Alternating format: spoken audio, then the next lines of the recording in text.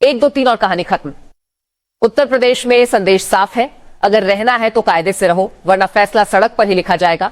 26 फरवरी 2026 की सुबह थाना लोनी क्षेत्र में एक्स मुस्लिम सलीम वास्तव पर 2 हमलावरों ने धारदार हथियार से जानलेवा हमला किया। सलीम गंभीर रूप से घायल हुए और मामला दर्ज होते ही पुलिस हरकत में आ गई। जांच शुरू हुई तो सीसीटीवी फुटेज और मुखबिर की टिप ऑफ ने कहानी खोल दी। नाम सामने आया जीशान और उसके बड़े भाई गुलफाम का। दोनों पर पुलिस कमिश्नर की ओर से 1-1 लाख रुपए का इनाम घोषित किया गया। जीशान को पहले ही पुलिस मुठभेड़ में ढेर किया जा चुका था, अब बारी गुलफाम की थी।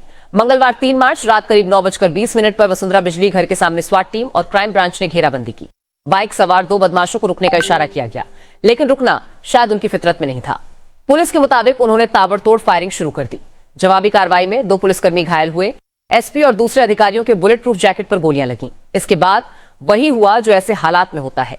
सेल्फ डिफेंस में की गई फायरिंग में गुलफाम घायल हो गया, अस्पताल ले जाया गया, जहां डॉक्टर्स ने उसे मृत घोषित कर दिया।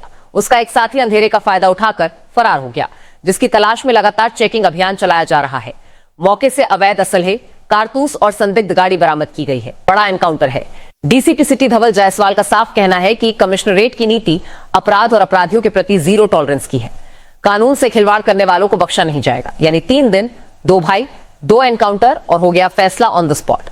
थाना लोनी में हुए हमले के बाद पुलिस ने जिस रफ्तार से कार्रवाई की, उसने एक बार फिर से यह संदेश दे दिया कि यहां ना इफ चलता है और ना बट। जो कानून को चुनौती देगा उसका हिसाब ऑन द स्पॉट होगा। जैसा कि आपको पता है कि रोड में सलीम वास्तव पे हमला हुआ, जिसमें 2 आरोपी थे, जीशान और गुलफाम।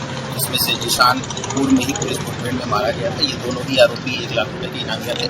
आज जो दूसरा आरोपी था, उसके संदर्भ में पुलिस को सूचना प्राप्त हुई थी कि घोड़ा क्षेत्र में आने वाला है। इसी संदर्भ में हमारी क्राइम ब्रांच की टीम और स्वाट टीम यहाँ पर पहले से मुस्तैद थी, और जैसे ही सूचना मिली कि वो आ रहा है तो क्राइम ब्रांच की टीम के द्वारा उसका पीछा किया गया, जहाँ पर वो बाइक से भागने का प्रयास किया और गिर गया और उसने पुलिस टीम पर फायरिंग की। पुलिस टीम ने आत्मरक्षार्थ उस पर फायरिंग की, जिसमें वो घायल हुआ। पुलिस ने तत्काल उसको मौके से उठा करके हॉस्पिटल भिजवाया, जहाँ पर हॉस्पिटल में वो मृत घोषित किया गया है। और इस तरीके से ये पूरा घटनाक्रम आज ये प्रस्तुत हुआ है। सर, क्या उम्र रही इसकी और क्या घटनाक्रम रहा? घटनाक्रम जैसा मैंने पहले बताया, ये उन पर जो सलीम वास्तव पे हमला हुआ था, उसमें ये हमारा 5-6 आरोपी था, जिसके ऊपर शासन की तरफ से 1 लाख रुपए का पुरस्कार भी घोषित था, और उसकी तलाश के लिए हम लोग लगातार दबिश दे रहे थे। आज जो सूचना प्राप्त हुई थी, उस सूचना के क्रम में हम लोगों के द्वारा यहाँ पर कार्रवाई की गई थी। इसमें कुछ और लोगों का अपराधी भी इसमें इन्वॉल्व है? ये सारा भी विवेचना के क्रम में आगे इसकी तफ्तीश जारी है। विवेचना में जैसे ही डेवलपमेंट होगा हम लोग आपको अवगत कराएंगे। सर, 2 भाई हैं और दोनों ही क्रिमिनल प्रवक्ते हैं, दोनों का एनकाउंटर हुआ है।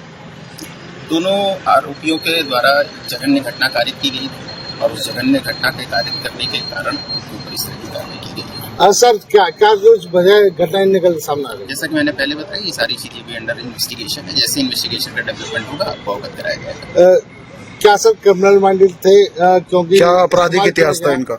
आपराधिक इतिहास के संदर्भ में भी हम लोग की जांच पड़ताल चल रही है। फिलहाल जो घटनाक्रम था सलीम वास्तव के ऊपर जो हमला थी, उससे एक अंदेशा तो ये लगता है कि ये इनकी आपराधिक प्रवृत्ति रही थी। बाकी चीजों की जो जानकारी है वो विवेचना के